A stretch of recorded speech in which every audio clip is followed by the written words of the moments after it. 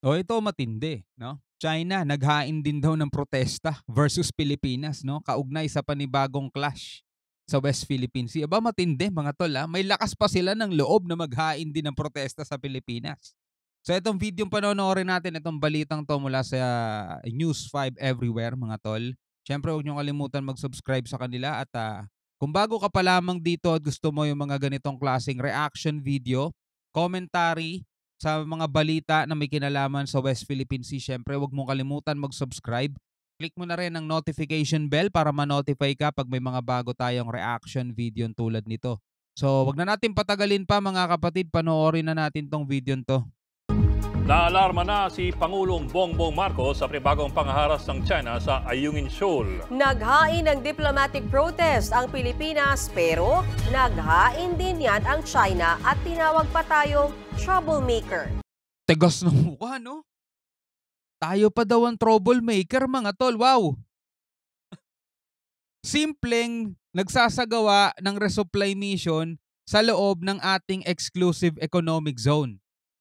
Andiyan dyan sila, mga tol, hindi na to sakop nila, pero hinaharang tayo, binomba pa tayo ng water cannon, tapos tayo pa yung troublemaker. Wow. Wow.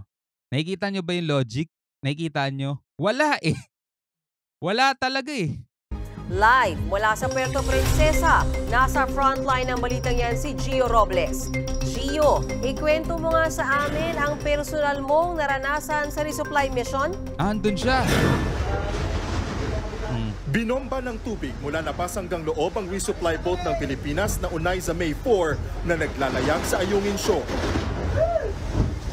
Binabraso lang tayo ng mga barko ng China na doble o triple ang laki kumpara sa mga barko ng Pilipinas. Basag oh. Pero Yun yung word, binabraso nila tayo mga tol. Yun yung word, binabraso nila tayo. No? Kinakayang-kayanan lang nila tayo mga tol. Nakikita nyo ba ginagawa sa kanila ng ibang bansa pag pinapasok nila teritoryo ng ibang bansa? Ha, nakikita nyo ba? Kita nyo yung mga mangingisdang Chinese nung pumasok sila sa karagatan ng Taiwan? O, di ba pinaalis sila, pinalaya sila mga tol? Yan yung ginangyayari sa China Coast Guard pag pumapasok sila sa karagatan ng Japan kasi meron silang isla na gustong angkinin. O anong ginagawa ng Japan Coast Guard sa kanila mga tol? Ginigit-git din sila mga tol. No, iniipit sila, binabangga yung barko nila. Pero dito sa Pilipinas mga tol, ala, tayo binabraso. Tindi. na doble o triple ang laki kumpara sa mga barko ng Pilipinas. Basag, oh. Personal kong natunghayan yan mula sa sinasakyan kong BRP Cabra na naka-escort sa mga resupply boat. Palapit na tayo ngayon sa isa sa mga resupply boat ng Pilipinas kung saan makikita ninyo magkabilaan na binobomba ng water cannon ng dalawang Chinese Coast Guard vessel, yung mas maliit niya na resupply boat ng Pilipinas. Magkabilaan po na ginagamitan ng water cannon nitong dalawang Chinese Coast Guard vessel, yung mas maliit na resupply boat ng Pilipinas. Yan, nakikita niyo po ninyo, tinamaan na po, tinamaan na po ng water cannon itong resupply boat natin. Sa isa May mga video tayo mga tol, kitang-kita. Saksi mismo yung mga media natin mga tol. Saksing-saksi sila mga tol kung ano ang tinasapit ng bansa natin sa kamay nitong ano na to. Ganid na bansang to mga tol. Grabe. pang aerial video, makikitang umaatras ang barko ng China habang tila pinaliliguan ang ating resupply boat. Nagtagal ng 8 minuto ang water cannon. 4 ang nasugatan sa mga sakay ng unay sa May 4. Isa sa kanila, kinailangan isugod sa ospital pagbalik sa Palawan. Kabilang din sa mga sakay ng resupply boat, si Vice Admiral Alberto Carlos, ang commander ng AFP Western Command. Sumama siya sa resupply mission dahil ito ang unang beses na ginamit ang UM-4. Pero pati si Carlos, nasugatan sa kamay at paa. Ito yung sinasabi ko dati, ba't pasakayin nyo si Senator Robin? Oh, pasakayin nyo siya para makita niya.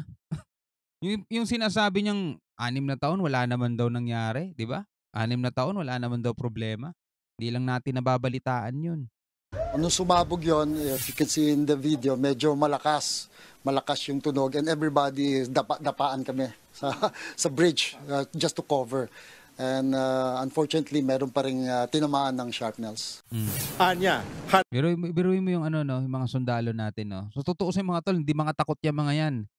Yung mga nagsasabing takot ang AFP, hindi mga takot yan mga yan, mga tol. Maniwala kayo.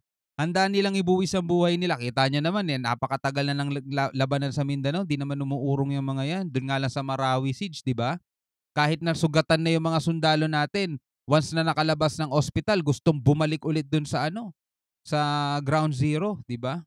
Gano'n sila mga kapatid, hindi takot yang mga 'yan. Talagang alam mo 'yun, nagtitimpi lang sila mga kapatid 'no, nagtitimpi sila kasi mahirap pumasok sa isang labanan na dapat kasi ang kino-compute mo, eh. Kung ang computation mo is 70% o 80% na matatalo ka, bakit ka papasok, 'di ba? Bakit ka papasok, 'di ba? Sugal 'yun mga kapatid, 'di ba? So eto mga 'to nagtitimpi lang 'yan. Okey lang 'yan, sige palakas pa tayo ng palakas.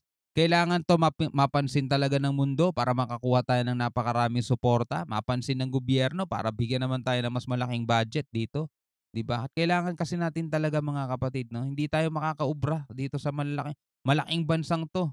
Lalo-lalo na kung eto lang kakayanan natin. Kaya eto mga 'to nagtitimpi lang 'yang mga 'yan, hindi natatakot 'yan.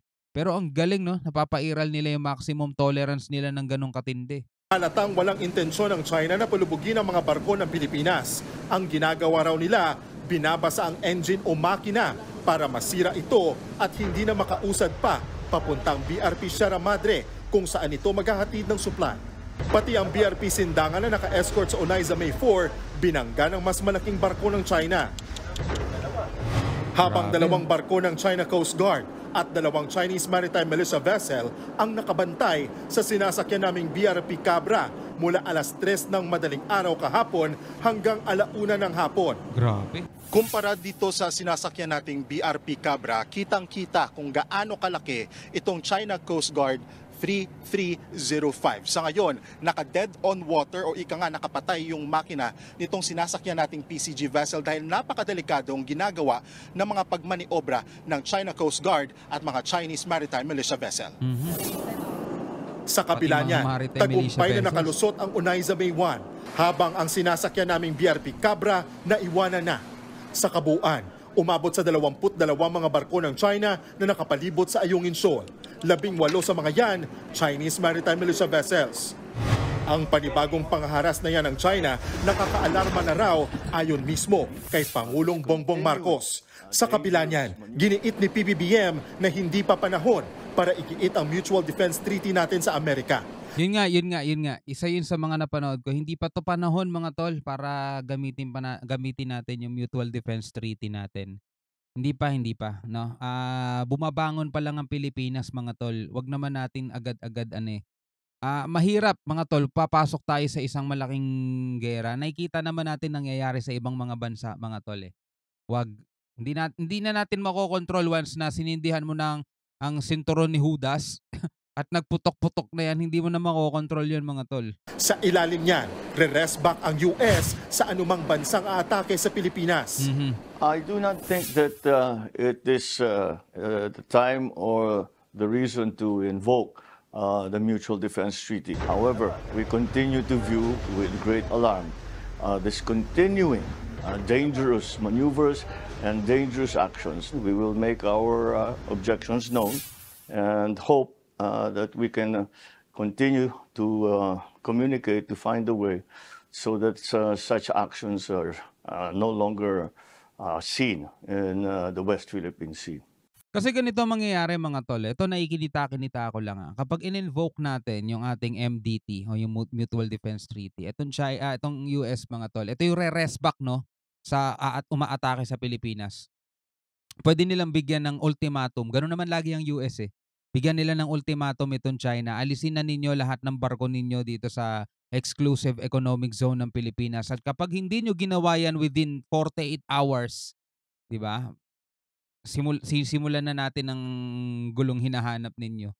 At hindi nagbibiro ang US mga tol kapag nagbanta sila ng ganun. Nakita nyo na kung anong ginawa nila sa ibang mga bansa pag nagbigay sila ng ultimatum. Kapag ang China nagmatigas mga kapatid at nagsimula na ang US na umatake sa kanila, yari na tayo. Ito na yung ayaw nating maganap, no? Wag naman sana, no? Naghain na rin ang Pilipinas ng panibagong diplomatic protest laban sa China. Ito na ang ika-10 protesta ngayong taon. Ang Chinese Embassy Grabe. March 7 pa lang mga tol. naman dito sa Maynila, naghain din ng protesta. Nanindigan silang Pilipinas ang may kasalanan sa nangyari.